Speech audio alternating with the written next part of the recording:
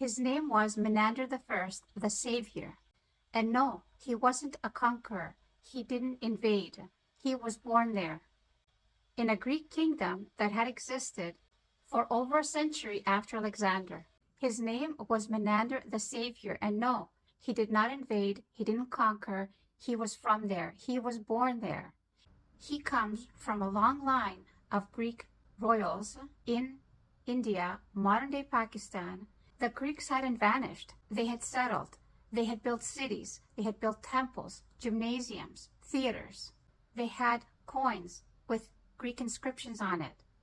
They spoke Greek and ruled lands that were thousands of kilometers away from Greece. And while you might think that's pretty shocking, which it is, this is the only king that we know of in history that abdicated his throne in favor of becoming a Buddhist monk. A Greek chose enlightenment over power. Menander I, or Melinda, better known in Buddhist texts, was born around 165 BC, probably around Bagram or Sialkot in modern-day northeastern Pakistan.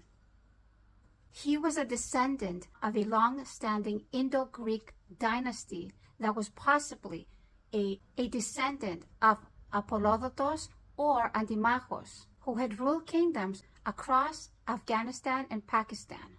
These were Greeks that stayed, that governed, that intermarried, and created a fusion of an Eastern civilization.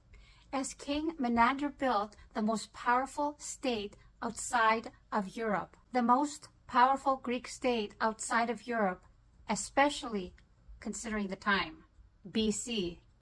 His kingdom stretched from Afghanistan to the Ravi River, from the Swat Valley to Arakosia, the heart of today's Pakistan. His capital was Sagala, modern-day Sialkot, a fully Greek-style city full of theaters, gymnasiums, temples, where Greek was still spoken. But what made his reign unique wasn't just the territory that he governed, it was what happened next. One day, Menander met a Buddhist sage named Nagasena, and their dialogue became history's most famous philosophical dialogues in written book form. It reads like Socrates or Plato, but based in the East. It's called the Milinda Panha, and you could possibly look it up and read it yourselves. In the dialogues, Menander asks questions about the soul, rebirth, karma, and reason, not as a skeptic, but as a thinker seeking truth. Nagasena's logic impressed Menander so deeply that he eventually renounced his throne, became a Buddhist monk, and devoted his life to wisdom instead of power. Imagine that, a Greek king who traded his crown for enlightenment. The coins that he commissioned tell this exact story. On one side it says King Menander the Savior, and on the other side often it depicts the Wheel of Dharma with Indian script from the language of Kharosthi with the words Maharajasa, Tratarasa, Manamdrasa. And sometimes the Wheel of Dharma appears right alongside the Greek inscriptions.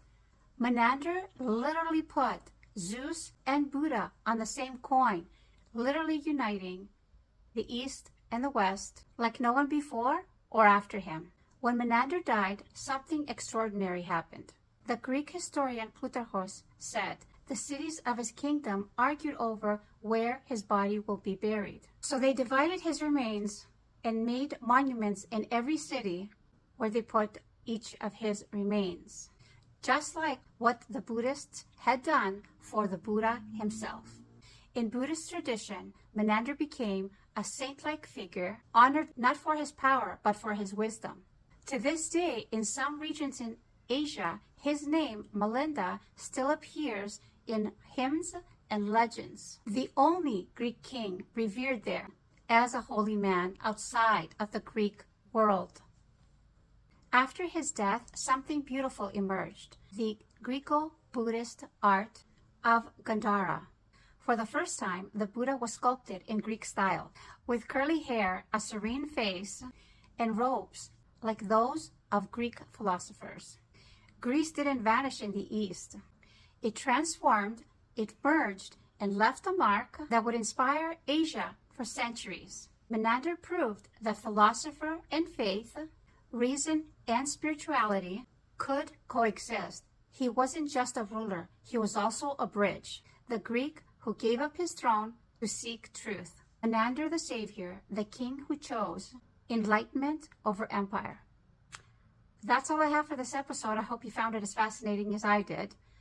And for those racists that don't believe me, I will include all the references so that you can go and look it up for yourselves. I'll see you again on another episode. Assalamu alaikum.